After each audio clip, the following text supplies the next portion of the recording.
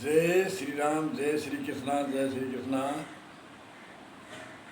भगवत भगवत में भगवान और भगत का दोनों नाम जोड़कर भगवंत और राजा परीक्षित को सुखदेव मुनि ने राजाओं से जो राक्षसवर्ती के राजा थे उनसे घृणा करवाई और राजपद में जो अभिमान में चूर थे, जो तीनों लोगों के भोग सुख की भावना करते थे, उन राजाओं से भी घृणा कराई। और ज्ञान योग की साधना में बहुत दिन लगते हैं। ज्ञान में 9 ज्ञान योग के अंग है। विवेक है, विराग है, मुमुक्षुता है, सम है, दम है, श्रद्धा है, समाधान है, उपराम है और प्रतीक्षा है। और कर्म योग की साधना में यम में, नियम में, आसन, प्राणायाम, प्रत्याहार, धारणा, ध्यान और उसके बाद में समाधि लगती है। और भक्ति योग में भी सरल उपाय है।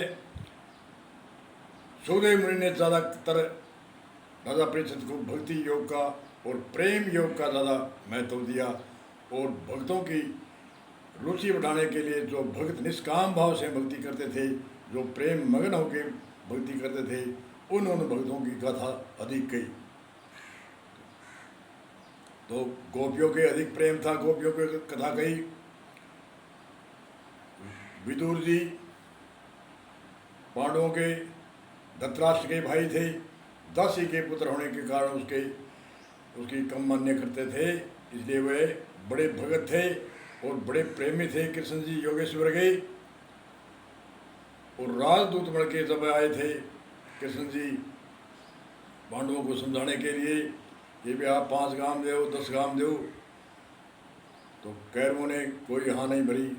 क्या सुई की नोक टिके इतनी जगह नहीं देते हैं।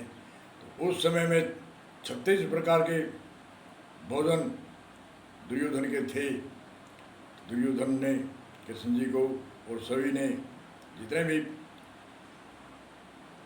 द्रोणाचार्य आदि धृतराष्ट्र सभी है, सभी ने बड़े नौरे किए, बड़ा निवेदन किया कि हमारे यहाँ प्रसाद करो। कृष्ण जी ने वहाँ से मना करके विदुर के घर साग भी खाया। कोई कहते हैं बथोई का साग खाया या घास का साग खाया, कैसे भी खाया। तो उसकी विदुर जी की पत्नी वह बड़ी प्रेम मगन थी। विदुर जी की पत्नी की तो बड़ी एक प्रेम की बड़ी कथा सुनने को आती है भक्तों की कि विदुर जी बाहर थे और कृष्ण जी पधारे तो क्या विदुर जी की घरवाली स्नान कर रही तो कृष्ण जी की आवाज़ सुन के इतनी मगन हुई, वस्त्र का भी याद नहीं और केड़े खोने लगी। तो केड़े के छूत के तो कृष्ण जी को खाती है और गुठली को दूर भगाती है। और विदुर जी आए, अरे क्या करती है, वस्त्र भी नहीं है और जो खाने वाली वस्तु है वो दूर भगाती है और छिलके को कृष्ण देव को योगेश्वर को खिलाती है। तो विदुर जी ने फिर छिलका अलग डाला और केले की गिरी को कृष्ण जी को दिया। कृष्ण जी कहते इतना स्वाद नहीं जितना उसमें था। कारण कि प्रेम में प्रभु लीन है, प्रभु प्रेम में भक्तों का उद्धार करते हैं, प्रेम में हो जाते हैं। इसलिए थोड़ा समय होने के कारण राजा परीक्षित को थोड़ा समय था, तो सुखदेव मुनि ने अधिक भक्तों की कथा सुनाई और प्रेमी भक्तों की सुनाई, जो प्रेम मगन जिसको शरीर का भान नहीं था। विदुर जी की कथा सुनाई, सुदामा जी की कथा सुनाई, गोपियों की कथा सुनाई। अनेक तरह के जो प्रेम में तन्मय थे, जिनको प्रेम में शरीर का भान नहीं था, उन जो निष्काम भाव से प्रेम करते थे कृष्ण जी योगेश्वर को, उन भक्तों की कथा सुनाई। और राजाओं को राजा के पद प्रतिष्ठा का अभिमान होता है। 8 प्रकार के अभिमान होते हैं इसमें। प्रभुता का, पद का भी अभिमान होता है। विद्या का अभिमान, विद्या जोबन जवानी का अभिमान, विद्या जोबन जाति में ब्राह्मण हूँ मैं, क्षत्रिय हूँ मैं, बढ़िया हूँ। विद्या जोबन जाति धर्म प्रभुता कहते हैं। पद को राजा का पद होता है, उसके हम भाव रहता है, चाहे वह कितना भी शील हो, लगभग उसके कुछ न कुछ आता है। तो इसलिए राजाओं से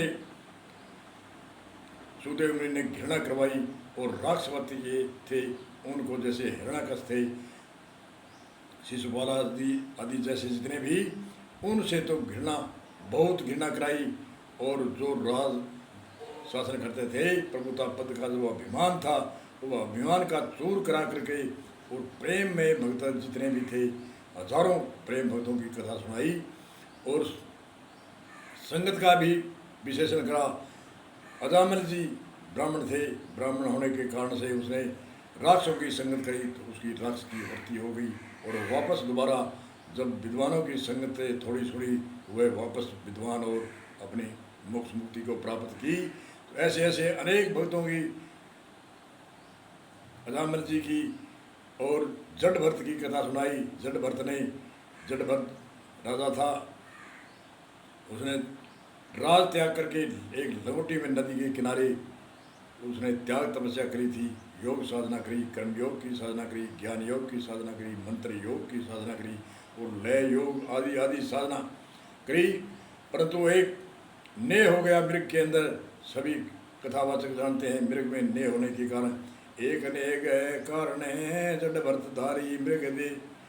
एक नेह के कारण, एक प्रेम के कारण ही एक राजा परिषद एक थोड़ा सा नेह हुआ, उससे जडभरत को मृग की शरीर धारण कराया, जहाँ आशा वही वासा।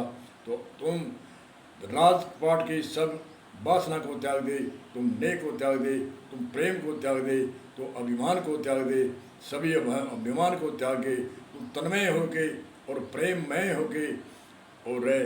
और प्रेममय में तुम्हारी ऐसी समाधि लगेगी, आपको मालूम भी नहीं पड़ेगा मैं ब्रह्मलीन कब हुआ, कब मेरे सांप ने डसा है। और आपकी शरीर त्याग होगा, आपको कोई महसूस नहीं होगा, ऐसा मेरा ज्ञान है।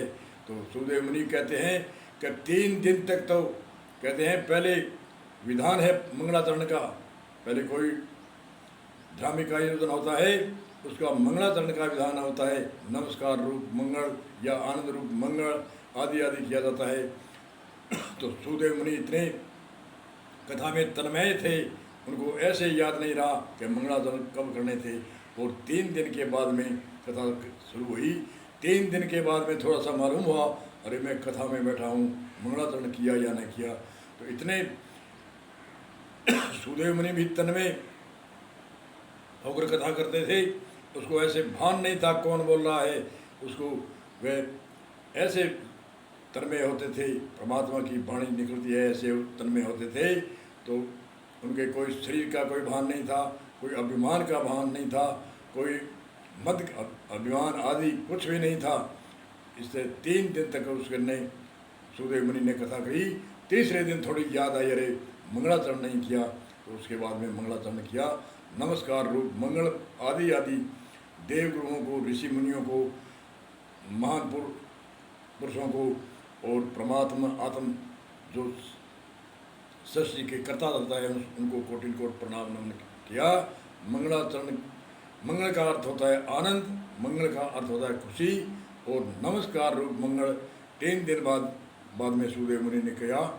इसलिए ऐसी कथा सुनाई सुखदेव मुनि ने राजा परिषद को कि तुम प्रेम में हो जा और प्रेम मग्न हो जा, तुम शरीर का तेरे भान नहीं रहे और राजपाट आदि से उपराम हो जा, तीनों लोगों के भोगों को तरीके के समान त्याग दे, ब्रह्मलोकंदो भोग जो चाहे सबन को त्याग। तो ऐसे भगवत कथा सुनाई। तो अब आगे सूत्र बताएंगे। बोलो जय श्री कृष्ण, जय श्री राम, जय श्री राम, जय श्री राम, जय।